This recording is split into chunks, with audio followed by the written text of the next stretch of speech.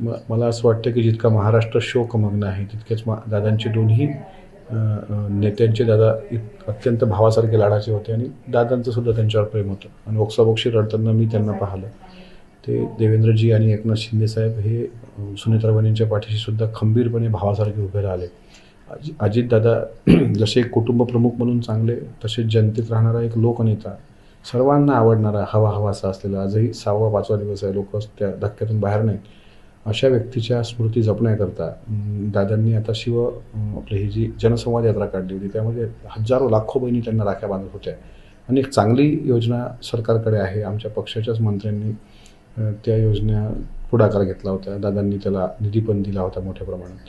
तर अजितदादांच्या नावाने अजितदादांची लाडकी बहीण योजना, जसं महात्मा फुले जन आरोग्य योजना आहे, तसं लाडक्या बहीण योजनेला अजितदादांचं नाव द्यावं अशी माझी भावना आहे. आणि ती अर्थातच पत्राद्वारे स्वतः प्रत्यक्ष मुख्यमंत्र्यांना भेटून मी त्याबद्दल विनंती करणार आहे.